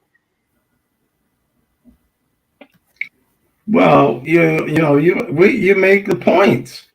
And I don't know, and I've said some things, and I know Brother War has been on my other side when I talk about the rap game, the whole culture of that, the whole thing that brings into the young people. What I see is a lot of negativity. I see things that the young people get caught up in the violence or what have you, and young man's dead, and they talk about him. He was an aspiring rapper. He was he wanted to be a rapper. He was aspiring. And I think that the education piece in general is just so overlooked in our upcoming generations. I think that the generation I came from, and you too, James, so I'm gonna throw that, they wanted us, they really, because they didn't really have a lot of opportunity. You're talking about people that really didn't have a lot of opportunity for things like education, for things like, I mean, my grandmother's talking about going to church down south, dirt floors. And we went to a church, it was a dirt floor, and we were barefoot in there praising and doing what we did with the church. So we're talking about people that didn't have opportunity, but yet and still instilled in this generation to do something, and to say that when you did go to these schools, when you did go to, you had to be better. Don't just be as good. You're better. You really work hard to really make it. And I just don't see this impetus in the current. So I'd like to hear from some of the others that maybe I'm wrong, maybe I'm off base.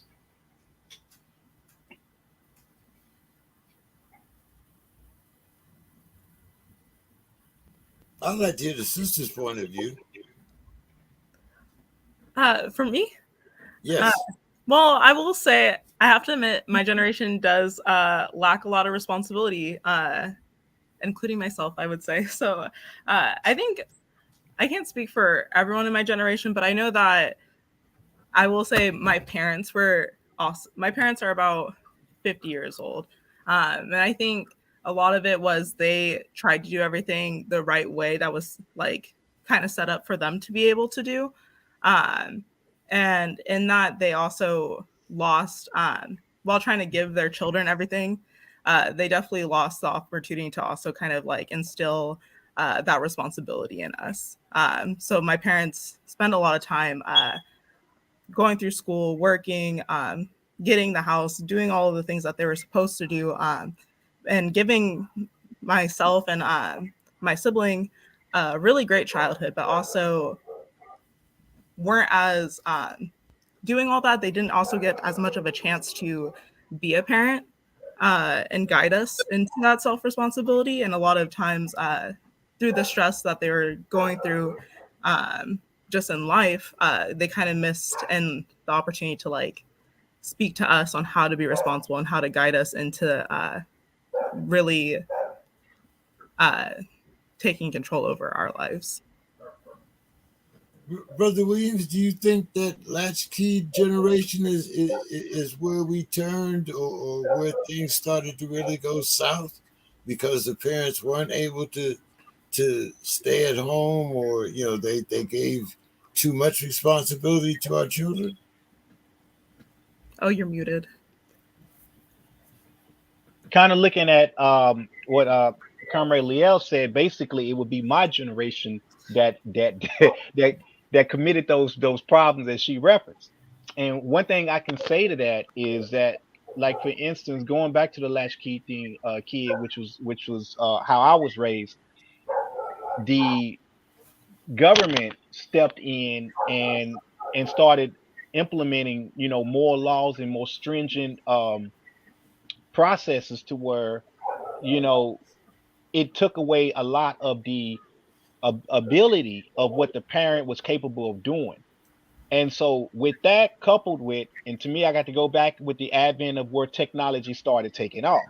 When now all of a sudden, with my generation raising Liel's generation, we had great use of cell phone technology before the smartphone. But the fact that we had cell phones and then everybody had television at that point. Every cable was something that was invented at that time. Now all of a sudden we ended up putting our children oftentimes in front of the TV and letting that raise the child instead of us, taking the child with us to do our chores and everything else we had to do. It started being a situation where I know it wasn't a favorable environment for children, and there was an alternative. And so, from that standpoint, the child spent less quality time with the adult. And so, a lot of the things that I ended up learning as when I was, 8, 9, 10 years old, in terms of responsibility and being able to take care of myself, um, went by the wayside with Liel's generation, and so we became more afraid of allowing them to, kind of like you said, James, experience the same things we did, and so we felt like it was a good thing to not have them have to go through that particular lesson, and that it's best that we just talk to them about it. And so the whole thing with letting the next generation learn the same way we learned started, going out the window.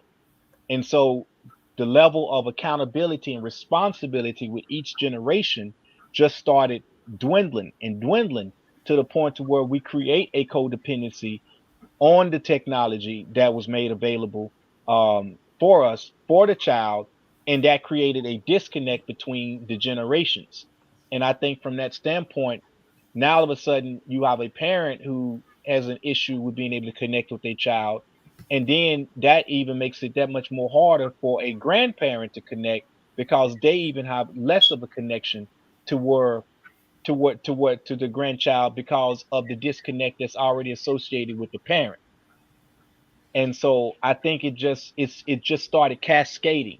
And then with the advent of the smartphone and mobile video games, to where not, like when I was growing up, everybody would gather in somebody's house and sit in front of the TV and play Atari 2600. Well, and we would have to take turns on it, So here we are learning social interaction skills, at least, because you had to wait for somebody to die, to hand the control over to the next person. Well, now that everybody has the ability to play a video game on their phone, there's no need for direct social interaction, a face-to-face interaction between the children. And so it's like, again, you create this codependency on that technology, and there's less direct interaction and social interaction. And I think that it just moves, it just start getting worse and worse. Now we talk about virtual reality. So virtual reality allows the child to not only um not have to connect with their neighbors, but they can create their own persona online. And to me, now that you can create their own persona, what you're doing is you're projecting what you want the world to see you to be like. So whereas in older generations, people may not have liked their nose, just going back to that mess, and they get plastic surgery. Well, now in the virtual world, you can make yourself look exactly like you want. Now you got these phone apps to where they take a picture and you look like a totally different person. And so these things played into the image of the younger generation, and now they want to become something that they're not, but they projected that other self. And I think projecting that other self on what they would like to be also plays into the idea of identity politics. So now we can become and we can identify with whatever we decide to be, not have to actually deal with the facts of life, but it's whatever we decide to be. And it's even getting to the point to now to where I saw a report here recently where you had a white male decided they want to basically identify as a person of color, and the community came out and said, well, as long as you're sincere about it, we support you. And so we get to a point to where we are covering up, we are allowing reality to reshape itself to where the lines are blurred in terms of what's real and what's not. And we mesh that into virtual reality. We mesh that into this functionality, and so it makes it that much harder to be able to get a grip on what we really are. And so But we start because we defining. let someone else tell us who we are. See, that's the thing that we're letting, instead of us taking the ball. Example, my work, Minnesota's Black Community Project, is my nonprofit. Our latest book, Minnesota's Black Community, the 21st Century National Award. But I've had people call me and say, "Who's black? How can you say who's black?" And I mean, he almost kind of threw me with that question. I mean, really, I was like, "That's that's a good question." And I think as you as an individual have to be able to say, now everybody's not going to agree with it, maybe, but we're allowing external forces to tell us what we are, what we learn. Now with this getting into the CRT and changing the history and changing the reality of what really happened, and we're having the politicians, we're having the powers that be tell us who we are, and makes us really more robotic as opposed to humanistic. With AI, the artificial intelligence that we've talked about. I wish Dr. Casey was here. She knows about that. But all of these things take away the organic humanism where we're in control of our own lives and who we are and what we can do. They're becoming more puppetry. But Brother Williams, I want to go back to another thing that we have always instilled in our children. You can be anything you want to be.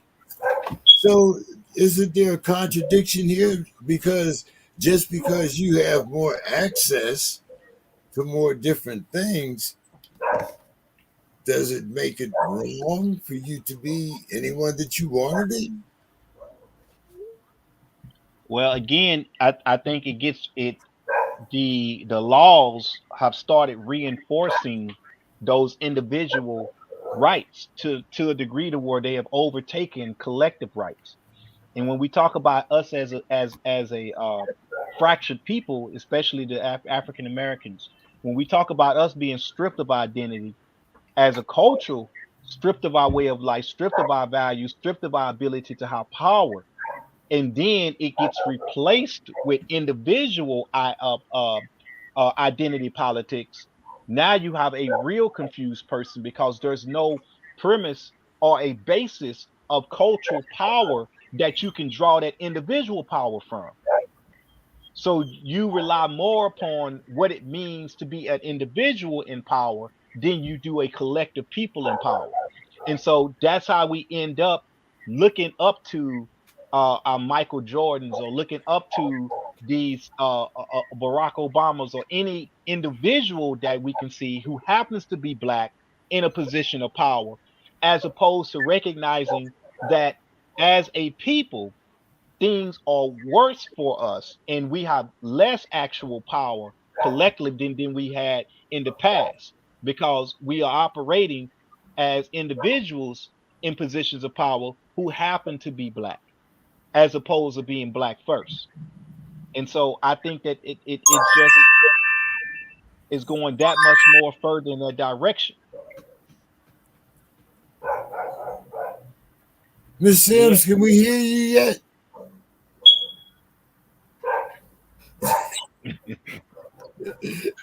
Hey, Comrade Liel, jump Yeah. in on some of that. I definitely think that you guys are right. I think that a lot of the technology shifts, like I can be who I want to be to society through my phone. And I don't have any responsibility really to be that person in real life. I could be this lavish, rich person on the internet and not have a dollar in my bank account. And that I just have the more of an ability to like come off that way, which a lot of people, how they're perceived to the world is more important these days than how the reality of what their life is actually like. So how does that play in when the brain is back home, and James, we got like 15 minutes before me and Leah got to jump off. But how does okay. that play in when we bring this back home to the current state of mental illness, and how is that being how are we able to address some of that, or even just accept it first? How do we say, okay, I got a mental illness, or okay, this is an illness that needs to be addressed? How do we approach the youth with that, with just even that subject matter of saying that? Honestly, that's a very hard question for me on how we approach it, just because I will say technology is a growing problem, and it's definitely when you're the commodity, its goal is to take more and more of you, and it's doing a great job at doing that with our society. I would say that like my answer would be community. I think when we're bringing back our youth back into spaces where they can have real friends, real connection, and I think even those adults, like older people, elders that you're able to connect with, are a huge part of that too. Because I think we've learned to, even with the small connections that we have with our community through our peers, a lot of times we're lacking that connection with our elders, and we're not getting an opportunity to have someone to kind of bring us back to reality, to what real life is, versus people who will enable us further into living through our persona online and not dealing with our actual mental health. So I can appear super happy online and then be suicidal and depressed when I'm at home, and there's no one to catch me and bring me back to that reality of getting. All right. Well, since your time is limited, let's get.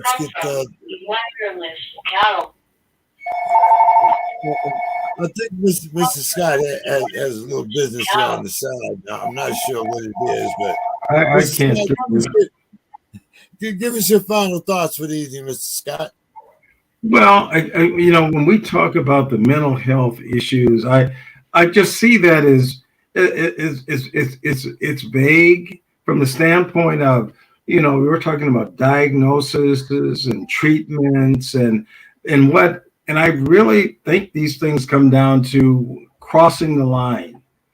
I mean, this can be a fallback for so many things, the mental health. And, here when they were trying to defund the police here, talking about, well, we're going to send social workers and we're going to send them instead of police. And that's, police have a unique role and they have unique training. And we need people to keep our communities safe.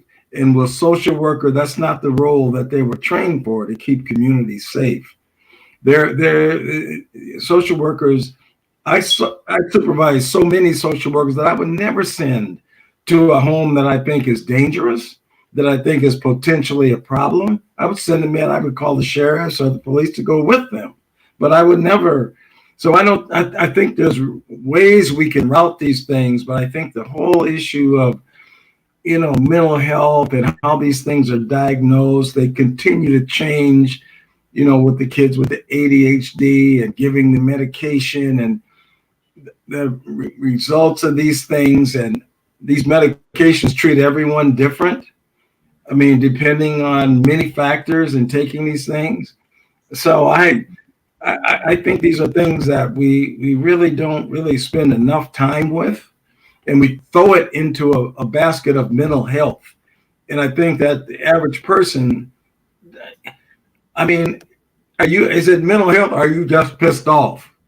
I mean, so these are the kind of things that I think that we don't really have a grip on. I mean, so I think we need more professionals in that area, and I think we need to spend more time on that. But again, it starts with the schools. It starts when people are young. And again, like I was saying earlier, our schools in our major cities have just been eradicated. I mean, if you live in the inner city, like I said, Gary, Indiana, when I was a kid, they had 6 high schools. They have 1 now. I mean, the economy of these things, the depressive things in some of these cities, the homelessness we see now, the violence that we see now, it's really, it certainly is it's a mental health crisis. How we address it, I say we address it early. I think we address things when people are young. I think that we try to put some structure in people's lives, and I think that's really what's really missing right now. Thank you, Mr. Scott. But I do have one thing to say. It seems like you want to have your cake and eat it too. You talk about police officers and who you would want to come to your home, but would you want to have those same police officers that killed the young man while he was sleeping in his house on a no-knock warrant? Would you want them? Of course not. Of course not. Of course not. You can't have it both ways. You can't have it both ways. I'm not saying that. For just an example, here in Minneapolis, please, over the years, with the Chauvin, somebody that has 20 complaints, that has been a problematic person. We've had several officers that were known beaters. Several officers, they were known. But because they had a union, because they had Bob Kroll, that's why that happened. That they let that happen, not the community. They let that happen internally, and until Bob Kroll's gone now, which has been something here, which has been a good thing. But until we change the focus, police is not beaters. This is ridiculous. Having people like a Chauvin on the force like that is pathetic. That's an abject failure for this community to have done that. And so he's in jail, and hopefully now this thing will start to turn around. But no, we need police. We need good ones. We need people that people see them and they can converse, that they have the skills to do the work that they need to do. And the skills is not beaters, known beaters. We don't need that. Brother Williams, we'll let you have your final thoughts, and then ladies last. We'll give you the final thought, the final word. All right. I got to kind of go back and take a page out of Dr. Umar's book. And especially when we talked about the school systems, I think, again, the responsibility has shifted more so away from the parents again. And now the parents are relying upon the schools to provide the guidance that should be given at home. But the schools are actually they actually have incentives more so now to get children, especially our minority children, to get labeled with mental issues so that they can put them on medication, which also goes back to the pharmaceutical companies basically having incentives in order to get more of the population on drugs. And so this just continues to cascade into what we call imperialism and fascism from that standpoint.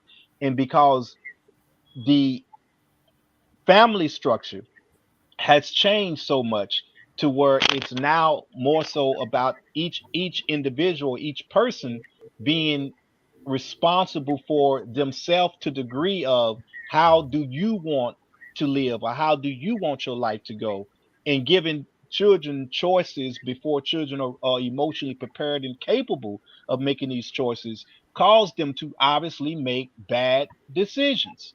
But these bad decisions are actually encouraged in terms of it's not it's okay to go this way or it's okay to think this way. Instead of us actually putting them on the right path, we are getting at a point in society to where we begin to massage the correct path and find a way to make that path be acceptable.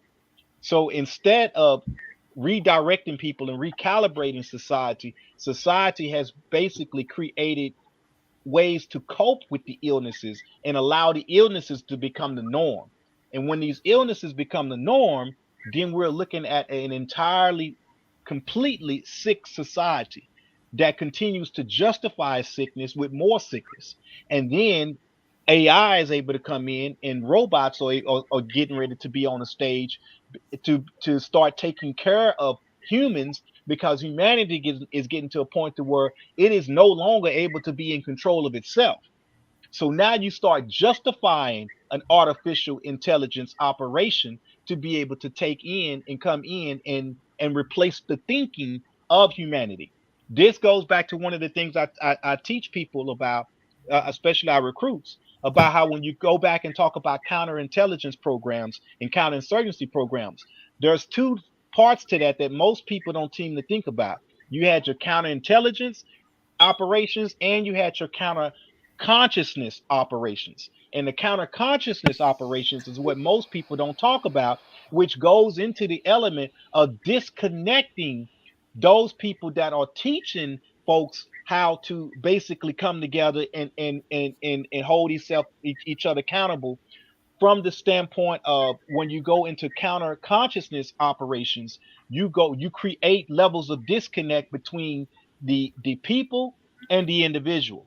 And by doing so, you interject that individuality and make that individuality come to the forefront, and that in itself ends up justifying and taking precedence over collective empowerment. So collective empowerment takes a backseat. When that takes a backseat, so does cultural values and cultural definition, which is why we constantly hit define, develop, and defend within our trifactor that we talk about within the Panther Party.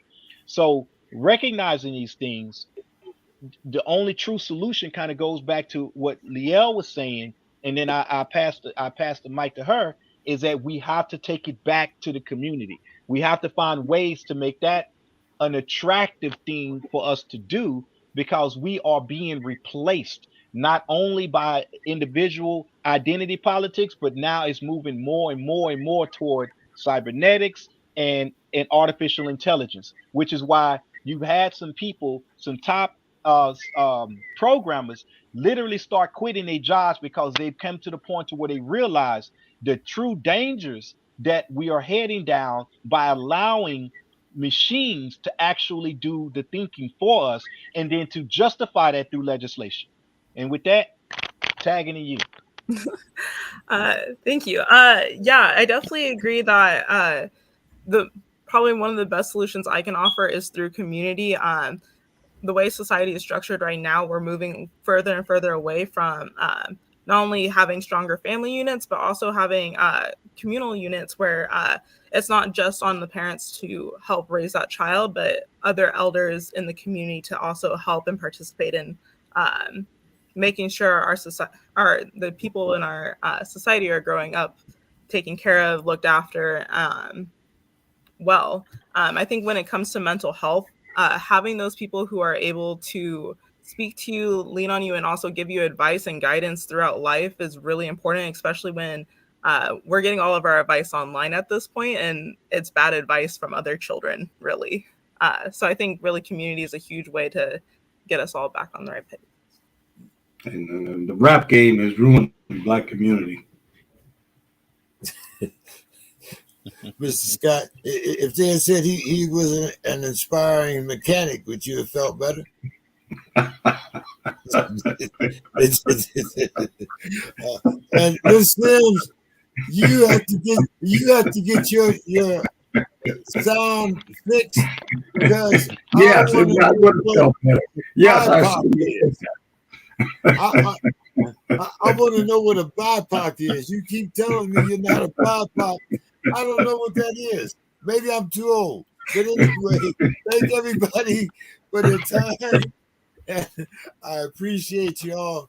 Thank you so much for coming. And hopefully we can delve into the rap game a little bit more next time. I want to delve into that with Brother War. I want to go head to head. I want to go toe to toe with him on the rap game. Oh, all right, we're gonna do that. I got to find me an aspiring rapper. Go.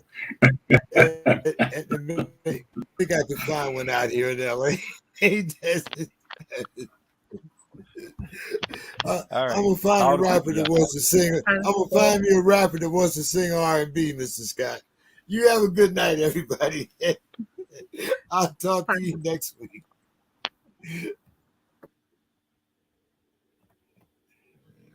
Yeah, Mr. Scott, I'm gonna find a rapper for you to mentor. See if you can.